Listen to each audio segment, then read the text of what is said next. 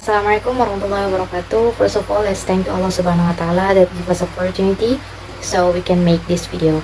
And salam and salawat to our Prophet Muhammad Sallallahu Alaihi Wasallam that guided us from the uneducated people to educated people. And I would like also say thank you very much to our lecturer that give us opportunity to present the material about the characteristic of entrepreneurship. So we are from group 6 that consists of me, Nurfadila Zaira M, Tracy Trinta Ramadhani, Noveriko Rizky Ramadan, and Muhammad Fadil Rusli would like to present or discuss about the characteristic of entrepreneurship. Yes, we all know that so many different characteristic with entrepreneur. Jadi ada banyak perbedaan karakteristik yang dimiliki oleh seorang wirausaha dengan keunikannya masing-masing. But some experts have statement or agrees with the specific characteristic that have or must have with entrepreneur. Bahwasannya ada banyak para ahli menyetujui dan menyepakati bahwasannya ada atau terdapat karakteristik khusus yang dimiliki oleh seorang wirausaha yang sukses. What is that? So those are, the first one is action oriented and results oriented. So as we all know that entrepreneur have a plan, but not just stuck on that plan. Bahwasannya seorang wirausaha itu memiliki perencanaan, tapi tidak hanya stuck pada perencanaan saja, tapi seorang wirausaha harus juga mampu bertindak dan berorientasi pada tindakan. And then seorang wirausaha juga harus memiliki sikap percaya diri. So dari tindakannya itu seorang wirausaha harus bersikap percaya diri atas apa yang dia lakukan. And then seorang wirausaha antusias dan energi, mempunyai passion. It means like they have or must have commitment and love what they do. Dan seorang wirausaha juga can do a multiple task, like seorang wirausaha itu harus multitasker dan mampu memotivasi dirinya sendiri untuk mencapai sebuah prestasi, optimis, aktif sebagai anggota tim, mampu bekerja sama dalam tim, dan terampil dalam berkomunikasi. It means like seorang wirausaha mampu mengkomunikasikan produknya kepada orang lain sehingga orang lain bisa tertarik terhadap produknya. And then that's why the importance of communication skill. And then seorang wirausaha juga tidak mudah menyerah dan mampu memimpin dan menginspirasi banyak orang. Jadi seorang wirausaha itu tidak langsung sukses. Maka dari itu perlu adanya karakteristik tidak mudah menyerah pada diri seorang wirausaha. And then seorang wirausaha juga selalu belajar untuk meningkatkan potensi atau kemampuan dirinya. Seorang wirausaha juga memiliki kemampuan atau harus berani mengambil risiko, mampu mengenali dan menempatkan peluang, serta kreatif dan inovatif. Nah, from the several characteristic of entrepreneurship, a lot of experts agree that there are three characteristic of entrepreneurship. Bahwasannya para ahli juga menyepakati bahwasannya terdapat 3 spesifik karakteristik khusus yang harus dimiliki oleh seorang wirausaha sukses. What is that? The first one is seorang wirausaha itu harus berani mengambil resiko. It means, yes, you know that entrepreneur have a plan, but tidak hanya sekedar perencanaan saja, tapi harus memiliki realisasi. Seorang wirausaha bisa dikatakan wirausaha jika dia bisa merealisasikan rencananya melalui sebuah tindakan. Nah, dalam merealisasikan tindakan tersebut, perencanaan tersebut melalui tindakan, tentunya seorang wirausaha memiliki atau gejolak dalam hatinya sebelum memutuskan untuk melakukan tindakan tersebut. Nah, gejolak tersebut biasanya disebabkan karena ketakutan untuk mengambil resiko. Nah, disinilah pentingnya seorang wirausaha harus berani mengambil resiko. Walaupun we'll know that resiko itu ada 2 hal, yaitu resiko terjadinya sebuah keuntungan dan resiko terjadinya sebuah kerugian. Nah, oleh karena itu seorang wirausaha harus siap untuk kedua resiko tersebut, baik itu kerugian atau keuntungan.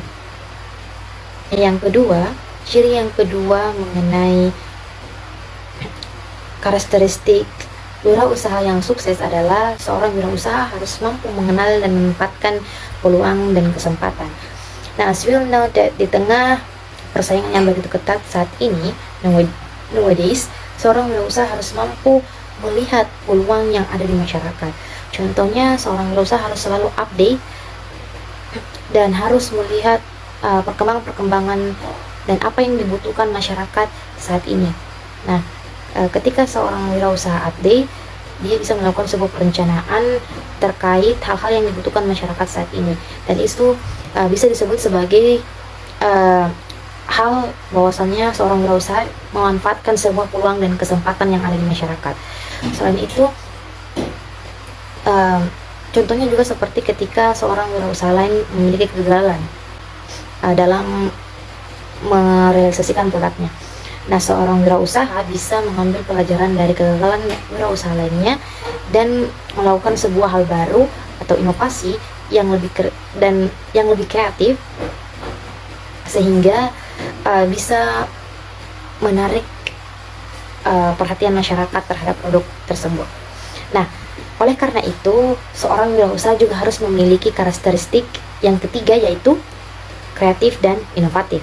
Nah, this material or this point will discuss by Noveriko Rizky Ramadan. Okay, thank you for the opportunity. So my name is Noveriko Rizky Ramadan, and in this video, I will explain about the third point. It is kreativitas dan inovasi. Nah, di subpoin ketiga ini terdapat 6 sub materi, yaitu yang pertama 3.1 kreativitas, 3.2 yaitu berpikir kreatif, yang 3.3 yaitu kemampuan inovasi, 3.4 yaitu jenis-jenis inovasi, dan 3.5 menentukan suatu inovasi baru, dan 3.6 yaitu klasifikasi produk baru. Nah, I will explain about the subpoint 1 dan subpoint 2, yaitu 3.1 kreativitas dan 3.2 berpikir kreatif. So, kreativitas. Nah, apa sih itu kreativitas? Kreativitas yaitu kemampuan untuk membuat dan menciptakan sesuatu yang baru guna menghasilkan sesuatu melalui keterampilan imajinatif. Kreativitas adalah kemampuan untuk menghasilkan ide baru dengan menggabungkan, mengubah, atau memodifikasi ide yang telah ada. Pendapat dari Okpara tahun 2007, kreativitas merupakan sejumlah ide kreatif, dapat menakjubkan dan brilian, atau sederhana dan praktis. Dan ada juga ide yang belum pernah terpikirkan sebelumnya. Setiap orang memiliki kemampuan kreatif, namun ada yang tidak menyadarinya. Nah, kreativitas merupakan sikap, kemampuan untuk menerima perubahan dan kebaruan, keberanian untuk bermain dengan ide dan berbagai kemungkinan, dan fleksibilitas dalam cara pandang. Nah, kreativitas membutuhkan proses dan kerja keras yang terus-menerus, meningkatkan ide dan solusi, dengan membuat perubahan dan perbaikan secara bertahap terhadap karya-karya mereka. Sebuah produk disebut kreatif jika produk tersebut dapat baru dan tepat. Produk yang baru merupakan produk yang orisinil, sedangkan produk yang tepat adalah yang sesuai dengan kebutuhan konsumen dan tepat waktu. Nah, selanjutnya 3.2 yaitu berpikir kreatif. Nah, setiap ide adalah hasil dari pemikiran dan setiap produk adalah manifestasi dari ide seseorang. Para pemikir yang kreatif adalah orang yang melihat sesuatu sebagai sesuatu masalah sebagai suatu kesempatan untuk meningkatkan dan melakukan sesuatu yang baru atau sesuatu yang lebih baik. Mereka adalah orang yang selalu menanamkan 2 pertanyaan penting dalam pikiran mereka, yaitu yang pertama, apa yang bisa saya lakukan untuk memperbaiki sesuatu yang telah ada? Nah, yang kedua, apa yang bisa saya lakukan untuk membuat sesuatu yang lebih baik dari yang telah ada? Nah, Dua pertanyaan tersebut berdasarkan pendapat dari Okpara tahun 2007.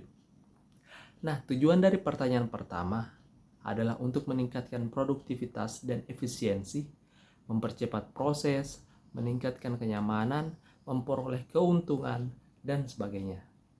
Sementara tujuan dari pertanyaan kedua adalah untuk menghasilkan berbagai alternatif dalam membuat sesuatu menjadi lebih menarik, lebih baik, menghasilkan berbagai perubahan menuju evolusi ide-ide dan proses yang baru, atau perubahan total dari hal-hal yang konvensional.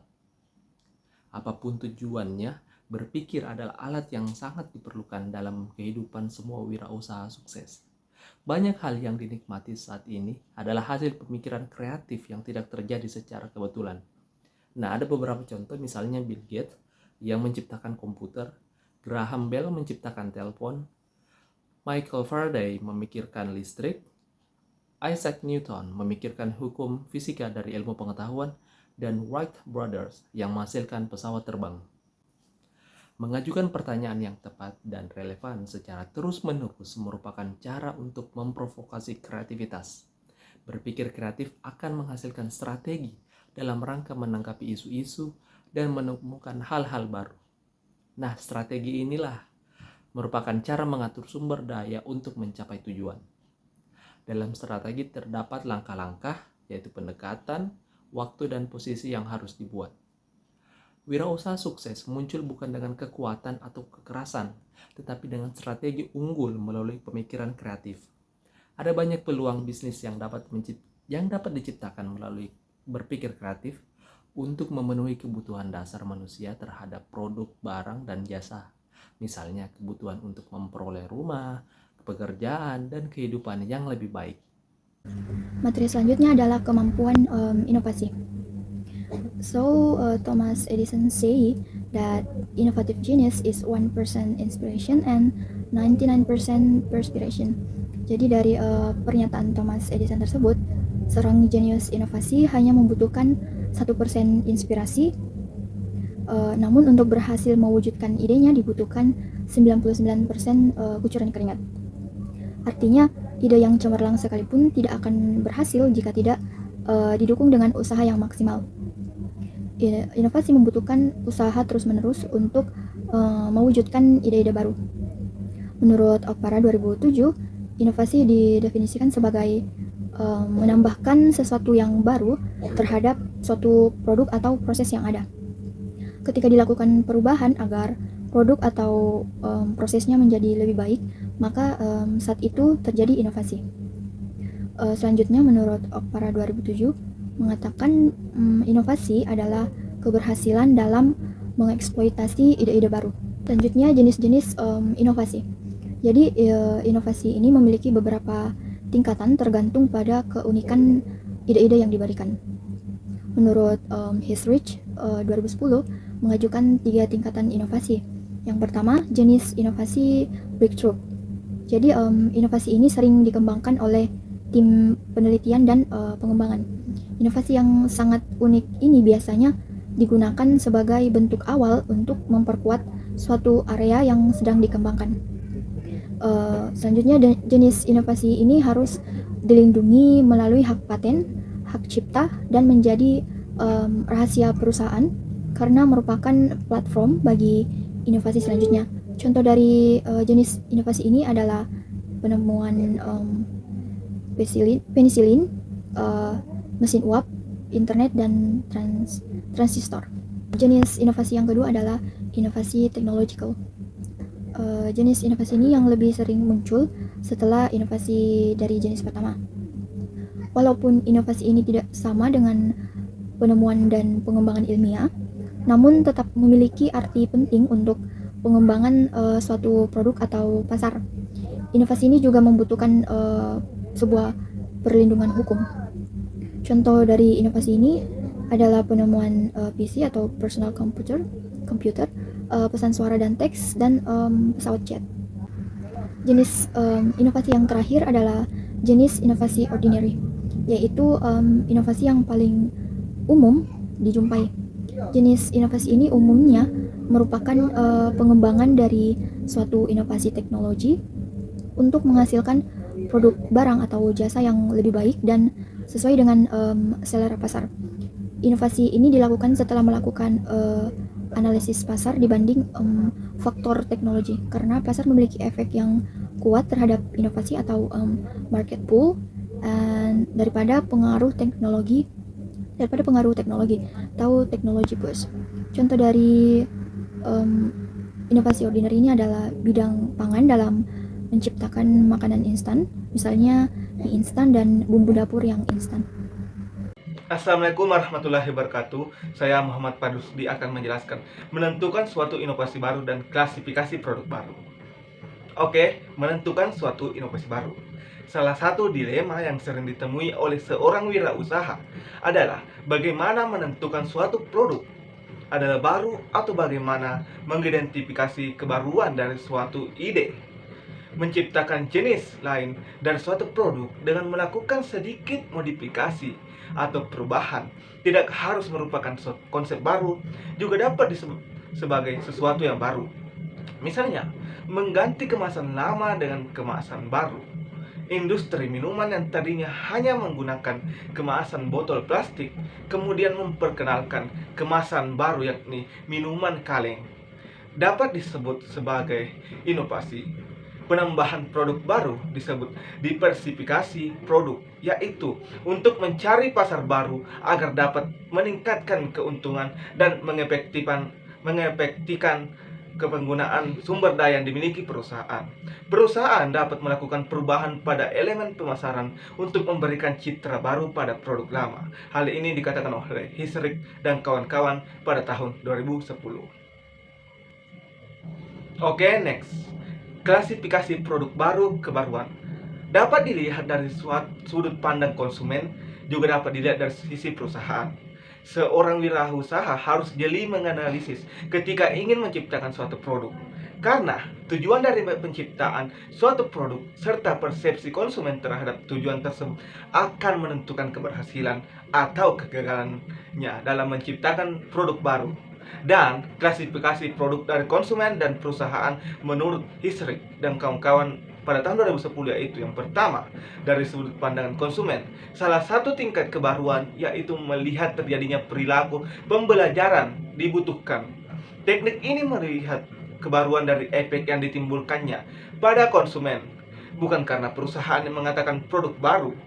Oke, pada tahun 1967, Thomas Robertson mengemukakan 3 kategori kebaruan pada tahun 1967 yang dikatakan oleh Hisrich dan kawan-kawan, yakni continuous innovation, dynamically continuous innovation, dan discontinuous innovation. Kebanyakan produk baru digolongkan pada continuous innovation. Kategori kedua, dynamically continuous, tidak terlalu sering terjadi dan mengalami perubahan secara dinamis dan hanya mengalami pengembangan. Dan kategori ketiga, discontinuous innovation. Produk ini memiliki fungsi yang benar-benar baru atau harus digunakan dengan cara baru. Oke, yang kedua dari sudut pandang perusahaan menurut Hisrich dan kawan-kawan pada tahun 2010. Perusahaan yang inovatif akan menyadari pentingnya mengklasifikasikan produk baru. Cara yang objektif mengklasifikasi produk baru adalah dengan melihat dari sudut produk baru dan pasar baru. Produk baru dilihat dari beberapa banyak teknologi berkembang yang digunakan untuk menciptakan produk. Sementara pasar baru atau pengembangan pasar didasarkan pada penciptaan segmentasi pasar yang baru.